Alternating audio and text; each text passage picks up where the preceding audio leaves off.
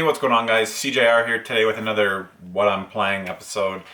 This is what I've been playing over the last couple weeks for January 2016. Most of you may know I'm in the process of trying to make a top 10 list for games of the year. Unfortunately, the time that I'm only now just getting time to play through a lot of these games. And I'm really trying to go back and play some of the older games from earlier in the year so that I don't have like a bias towards the games that just came out more recently. So I've been going back. I'll talk to you about the games I've been playing right now. But I've been playing a lot of the games that came out earlier in the year, just so I can get a better grasp on what I really feel like is my number one game in the year, and to kind of fill out a top 10. So that's what I've been doing. That's why it's taken a little bit longer. I kind of want to, like I said, play through some more of these so I can have a more educated top 10 list. It's going to be it's just my personal favorites. It's not going to be anything too in-depth. I'm not an expert reviewer. I'm not an expert on video games, to be honest, at all. Just because I have a lot doesn't make me an expert. It's just my personal opinions and on what I enjoyed the most for 2015. So stay tuned for that. I'm hoping I can probably get that up Saturday morning. But I just want to talk about what I'm playing right now. And I guess the first thing I'll jump into, I just picked this up yesterday, came in the mail. It's the Life is Strange. It's the limited edition. Comes with a really cool art book and soundtrack. I heard good things about this, and I only found out about this through a lot of other people's top 10 lists, that it was at least in consideration for, or actually made a lot of people's top 10. It's an episodic game. I believe there was 5 episodes. This is the first time it's been released in physical form. Basically, you play as an 18-year-old girl named Max in high school, and you find out that you've got the powers to rewind time, basically. So it's got like a little bit of a sci-fi aspect to it. And I think I watched a Giant Bomb quick look on this, and it just actually looked really interesting. So I decided to pick this up. I've only put in about an hour. I did a gameplay video previous to this of me playing the first 20 minutes or so. If you want to check that out, go ahead. Yeah, it's not everybody's cup of tea, this game.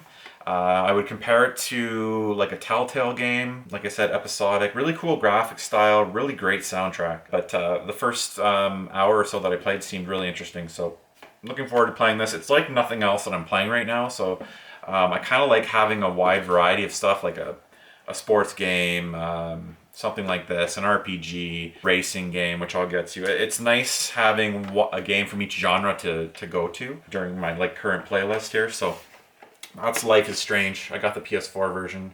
I believe it's out on the Xbox One. It came out on the PC. It's been out for a while now digitally, but this is the first time it's been available in physical form. So I picked that up. Also picked up this week, I finally picked up the physical copy of Shovel Knight. I tried this out on the PC when it first came out. I didn't get a whole lot too far into it, but this is a fantastic game. I highly suggest you go pick up a physical copy, whether it's on the Wii U, PS4, or 3DS. They made a lot of copies, and I saw them at Walmart. There was plenty when they came out, but this is the kind of game that they'll do a run, especially like on the 3DS. They'll do a production run of these, and once it's done, it's probably never going to come back. So go pick up a physical edition. The game retails for $15 digitally and $30 for the physical one, but it's a really nice package. Comes with a full color manual, nice and thick. You don't see that anymore. It's a 8-bit kind of a mashup of a whole bunch of different NES games. Mega Man, Castlevania, DuckTales, Zelda 2. The overworld reminds me of Mario 3, so I highly recommend this, especially if you're into retro video games. Go pick up Shovel Knight, whether digitally, but go grab a physical copy while you can. So I've been playing through that. It's not like a super hard. Well, it's a very challenging game, but not frustratingly hard. Once in a while, the one boss battle, I think I spent about a half hour playing. But it gives you that sense of satisfaction when you finally beat it. But like I said, not frustratingly hard. I'm going to talk about this one next, because this is what I'm playing. You can't see the TV, but right behind me, I have this on right now. Okay, this is Need for Speed. Released in November. Not great reviews. I watched the one IGN review, and it's funny because most of it was positive. They gave it like a 6.5. But he mentioned a couple major issues that really brought the experience down. They've done several updates to this game. They've done several free DLC, I believe, that have addressed a lot of those issues. I'm playing it right now. Basically, I picked this up for 25 bucks. This is on sale. It might even be on right now. Check Microsoft Store. I think it's microsoftstore.com. I got it I'm in Canada. It's on for $25. This came out in November at $79.99 in Canada. So for 25 bucks, it was kind of on my radar because I saw a video on it and it's gorgeous. It might be the nicest looking racer I've ever seen. Project Cars was gorgeous. I haven't played the new Forza, so I'm sure that that's gorgeous. This is more of a stylized racer. It's classic Need for Speed. It has full motion video, FMV. Some people will love or hate that. I think it's actually really cool. If you take a racing game, racing games typically don't have story modes. So if you think of it like a supplement, like an addition to the racing modes, and just kind of something extra, and don't base the game that it's not a full motion video game. Those are just kind of clips that are put in there to help build the atmosphere, and it actually really does. Because the graphics are so good, the FMV cutscenes kind of seamlessly integrate into the game. So you're in a FMV cutscene, and then all of a sudden, boom, you're in your car, and it doesn't look a whole lot different from the gameplay footage to the full motion video. Back in the day, I was a big fan of the Sega CD games. The one I always played, Ground Zero Texas, Sewer Shark, I think it was Prize Fighter, the boxing game. The issue with those games are it was pretty grainy back then, but a lot of times my point is you'll go from FMV to gameplay and it's a bit jarring. Maybe more so in like a Wing Commander series. You'll go from FMV and then boom, now you're in the game. With this, those lines are blurred a little bit is my point. The dialogue can be really cheesy, but it's in a good way. Like I'm actually really enjoying this. That being said, I've only played 2 hours of it. It's not going to make my top 10, but for 25 bucks, this game is beautiful. It handles like a typical Need for Speed game. Some of the best rain and water effects. The road looks super like realistic and like kind of glassy from the rain. It's always dark and it's always wet in this game. You can tell they're really pumping up that aspect of their game, but it's gorgeous, and I'm actually having quite a bit of fun with it. And it doesn't seem too focused on the online component like Rivals was. I enjoyed Rivals, but I always thought like I had to be online, and I'm not the biggest online gamer. So for 25 bucks, I think I can give that a solid recommend for sure, even after playing it for 2 hours. Okay, Tomb Raider. Finished Tomb Raider. I'm not sure if I mentioned this, but I 100%ed the story mode. I was about to sell this off. That's what I do. I try and beat games, or even if I don't beat them, if I'm done with them and I know I'm not going to get back, I'll flip them and then buy them back later when I have time to play them again. So I'm hoping I can flip this for 50 bucks, but then I just saw that there's DLC coming out, I believe next week for this, and I kind of want to play it.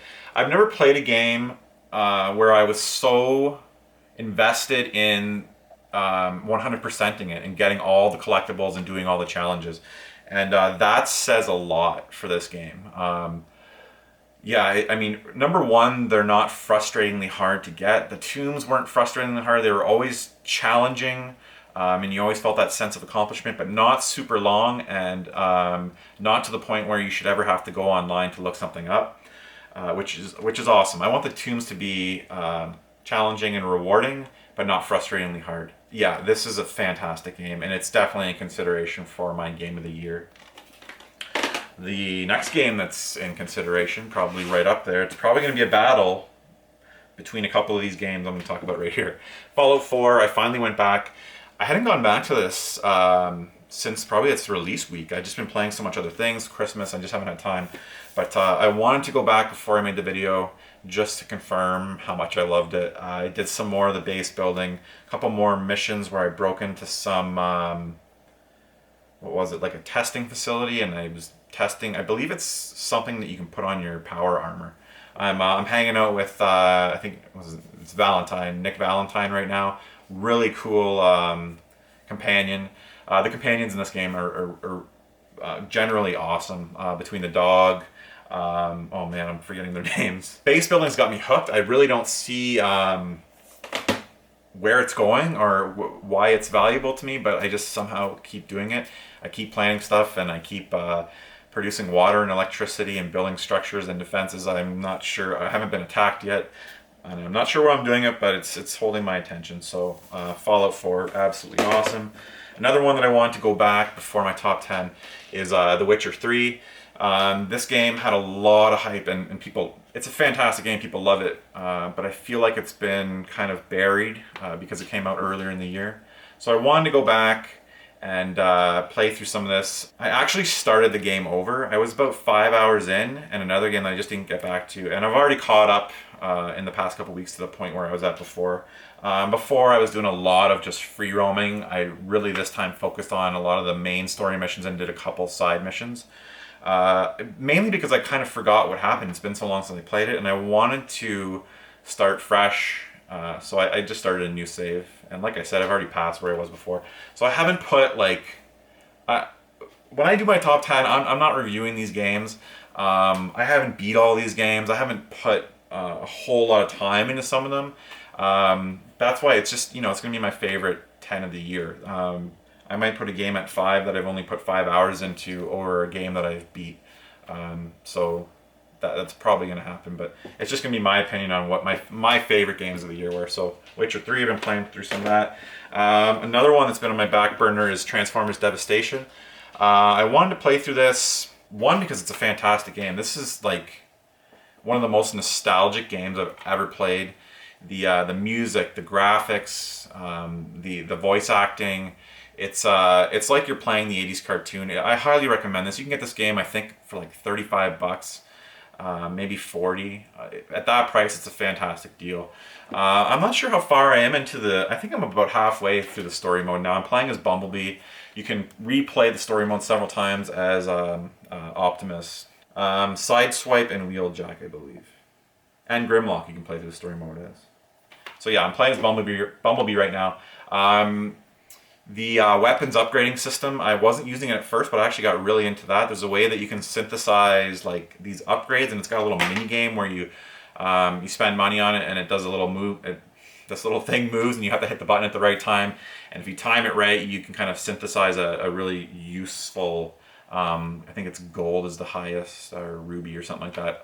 Anyways, then you can use that whatever you synthesize. Sometimes it's like a bonus to your defenses or whatever. And then you put that in one of your slots to upgrade your guy. So there's like an RPG element to this. Same thing with weapons. You can find weapons in the game and tear them down and use the components to upgrade one of the weapons that you're using. I'm using like a sword, and I've got a sniper rifle that I really like in this. So I kind of break down everything to upgrade those weapons. So that whole aspect kind of adds more to the game. I'm not sure how long it is. I'm going to guess the campaign is probably 8 to 10 hours. And I'm probably halfway through it. It is challenging. I've had to replay boss battles up to 20 times at times, and I think at first is because I wasn't upgrading my character, like I just said, and synthesizing weapons and stuff like that. So it's gotten a little easier. You have to learn patterns, but the combat is actually really fun. It's actually a really fun game. I'm pretty impressed with it. Mario Maker, same thing. I've just been going back and playing through a little bit of this. I didn't play it a whole lot when it came out. The first day I got it, I put a couple hours in, and I got back to it here and there. I've been having a lot more fun with this because I played it at my niece and nephew, my niece and nephews. I played it with my nephews, but to see them play it and to play their levels, to be able to make a level and have them try and go through it, I think that's really what this game is how it's meant to be played. Nintendo's made it much easier to find the better levels, to be able to search like the top levels, the levels that people are playing and enjoying are starting to get to the top more. When I first played, it was a little bit cumbersome trying to find the best levels out there, and they've been doing much better at that, so that's really helped this game. Mario Maker will definitely be in my top 10. This is a pretty awesome game. To think that back in the 80s when I was playing the original Mario, that you could actually at some point in the future make that actual game is pretty cool. And the gamepad is the best use for the gamepad that they've ever found for that thing. So a lot of people are talking about a Zelda Maker.